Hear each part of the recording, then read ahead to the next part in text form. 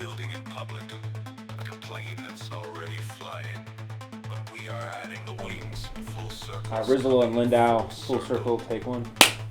Hi. Hi. What are we doing? I don't know. This is what happened last time Sky Bravo turned on the camera. Yeah. So, Flapping our arms down their wings. We were trying to figure out what full circle was earlier. Do you have any idea? full circle is where crypto and real life come together. It's a big deal. All right. That was way more succinct than what Sky Bravo was talking about decentralized late night show Okay. or something like that. Are we gonna be on chain? On chain? Are we going to be on chain? Do we know? We should be. This is the time where we get to make the calls maybe and decide Right. the show. All right. Yeah, it should be on chain, right? Where can we upload this? Is there like a place where we can upload long formatted videos? Building in public, a plane that's already flying. I'm not like being super aggressive about going to these events. Yes. No. After having done this a few times, Yeah. I'm not either. And like, do you live in New York? No, but I've been to NFT NYC since it was like only a couple hundred people here, like early days. And after the one after COVID, where I came here and everything was like all spread out, and I was like trying to maximize opportunities and going from side event to side event to side event to see everybody. And it was like a drag by the end. I was like so exhausted, and ever since that experience, now I just go to a couple things where I know the people who I want to see are going to be at, and then just sort of see what happens from there. I didn't buy a conference ticket. I haven't the last like few years or anything. Yeah. So I don't think anyone does. I don't think anyone does either. Yeah. It's just everyone just knows everyone's going to be around, and so. Right. But I'm not too far away, so I'm like an hour and a half. So I can get up here without too much inconvenience. An hour and a half. Where's that? Pennsylvania. Oh, cool. Yeah. Nice. Yeah. So I like so your close. hat. What's the story? Hey, my brother got it for me. No real story. He just likes hats and got me this hat. And I had worn it for a while and I lost it on a roller coaster, and my daughter was horrified, and so I asked him to get me another one, and so I've just rocked the goat hat. That'd be a cool NFT collection. Yeah, right. Right. Yeah, definitely.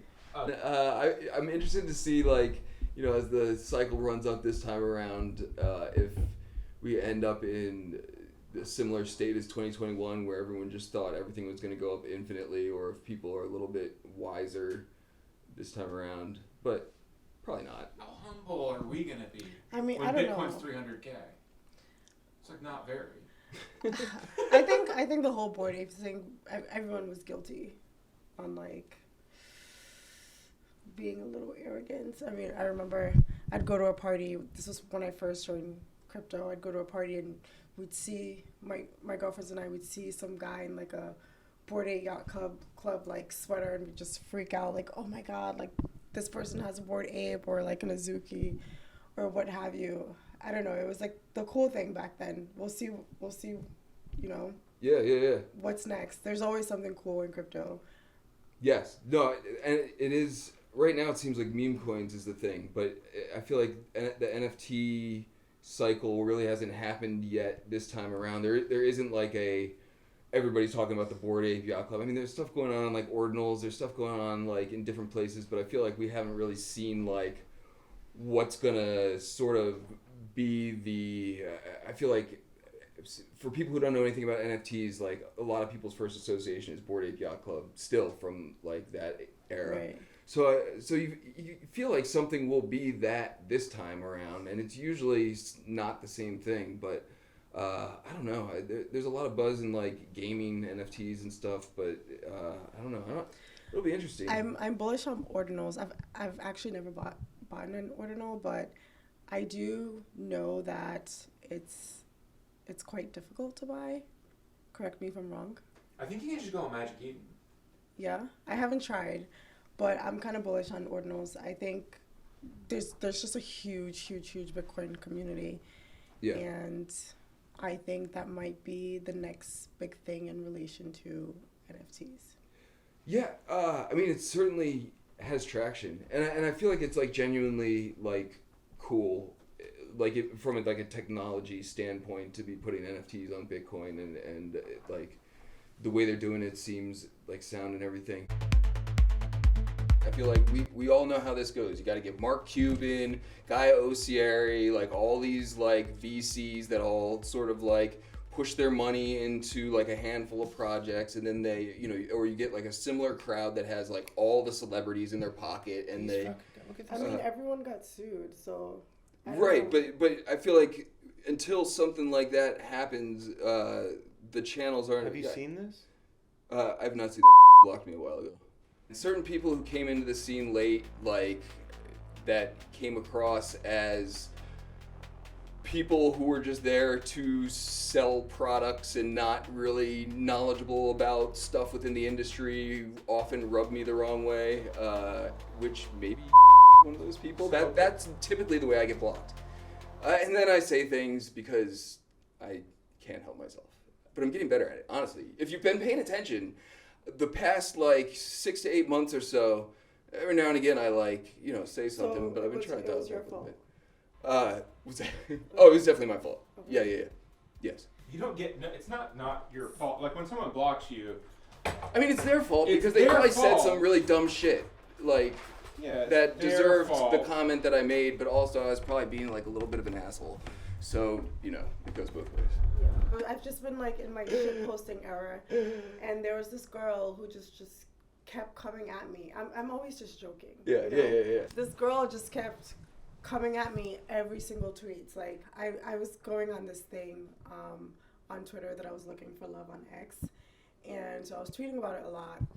And this girl was like, "Why do you want a boyfriend so bad? Like, every time I see your tweets, it's about this and that." And it was just like consistently, just like.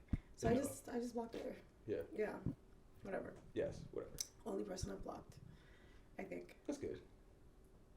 That's my blocked story.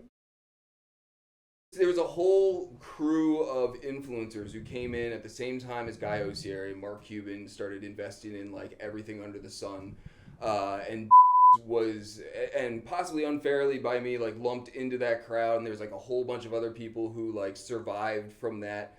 They were basically like propped up by a lot of venture capitalists to push their products and everything like that. And that whole scene was extremely aggravating to me, which is how I ended up getting blocked by like a lot of people. And I'm trying to, now that, because before that there was no hype cycle. There was absolutely like none of that within Web3 or the industry. And so when that all happened, it was like infuriating.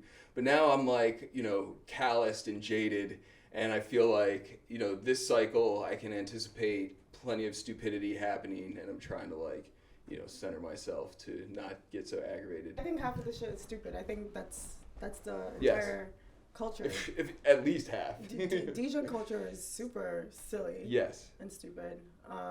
But I think DJ culture is what drives the market. I think if you want a successful crypto project, you have to first start off with a DJ narrative, and then progress to like, I don't know, getting to the normies or what have you. But I think if you have a strong community of DJs, like you're already so far ahead. If you're trying to make money, I feel like you need that some of that flavor in your community, because I feel like you've seen it with like a lot of really talented artists who have been here for a long time that's not their community, and they're crazy talented, but they're still struggling to just sell stuff on a regular basis because their target audience isn't DJs and people aren't buying it to flip it or invest it. You know, they have actual collectors who like it, but you know, that's a harder path to follow than if you got people willing to do the Vegas thing on your stuff. I think that path is more, I think Ethereum culture is more DJs. I interesting. think people in Bitcoin are a little bit more classier. And just more serious in general, I think. When I go to Bitcoin conferences, I don't really see, or parties in general, I don't really see people just like wearing pajamas. You know, people are dressed up, like, you know, they look professional, they want to talk about real shit. Not just, I mean, guys, you're on it. I'm such a shit poster on Twitter. I love talking shit. Yeah. It's part of my personality. Yes, good. We should So definitely I'm be not friends. I'm not shitting on that culture, but I'm just saying ETH culture and Bitcoin culture is very different. So Definitely. as an artist who doesn't want to get into like joining these communities or having to like recruit like these kind of communities that actually don't care about the art, they just want to flip. Yeah. I think Bitcoin Bitcoin is better. and like going towards like Ordinals is a much better route. Dude, you may be right. That's an interesting take. I've made the same observation. I hadn't gone to a Bitcoin conference until after I had gone to a couple ETH NFT based conferences, and immediately noticed the exact same difference in like the just the style of the people, the professionalism of the Right. event, and the content and everything like that. I feel like historically, like Bitcoin hasn't really had that much exciting shit going on it beyond like investment like suits type of stuff, and so like historically like that's the kind of crowd that descends on those kind of things, and maybe like a little bit more weirdness now that like some ordinal people are in artists and everything. But I feel like ETH was like the place to go if you were like a weirdo creator and needed a place to put your shit. ETH was like the only place really practical for such a long time, and definitely the culture got like really artsy, weird, degen-y, offbeat as a result. I think ETH culture is very welcoming. Anyone can join. Yeah. Doesn't matter your age, how you dress, what have you. And I think Bitcoin culture is a little bit more like suit and tie. Yeah. Yeah, like- yeah. I don't disagree. Yeah. What Bitcoin conferences do you go to? I went to Bitcoin Miami. Yeah. Yeah, and it was very. That was the one that I went to in 2021. Yeah, think. it was quite posh. I think I've been twice. Even the parties are different. Like Definitely. you don't see people wearing like, I don't know, in like bear costumes or No. rabbit costumes. No, this is so funny. It was one of the only conferences I've ever been to where I felt like somewhat self-consciously underdressed when I went to like a couple things. I was like, oh shit, like Yeah. this is not what I'm accustomed to at all going to these things. Right. But the difference, I feel like it definitely is the Bitcoin culture. Yeah. It's also very VC heavy. So. Yeah. And also Bitcoin has like the government stamp right now. So. Yes, true. Yeah. That's It's legit. That's huge. Yeah. No, I mean, you wonder how all this stuff sort of like manifests over the next like few years. 'Cause I feel like you probably see more interesting shit to artists and creators like Ordinals being done on Bitcoin over time, and then in theory the ETH ETF isn't too far away either, so that's gonna get some of that crowd that's Right. more interested in that kind of thing over, and maybe it starts blending eventually. But I don't know. It's been fascinating to watch like just sort of unfold over the years. I feel like 2021 is so different than 2024 is so different than like even the years in between too. Yeah. I think it's a big lesson that this can all. Well, that's so pessimistic, but I think a lot of people quit. Yeah. Definitely. When the bear happened, and I think it was a lesson that it can all just go away. Your projects could fail. It really all depends on the market. Yeah.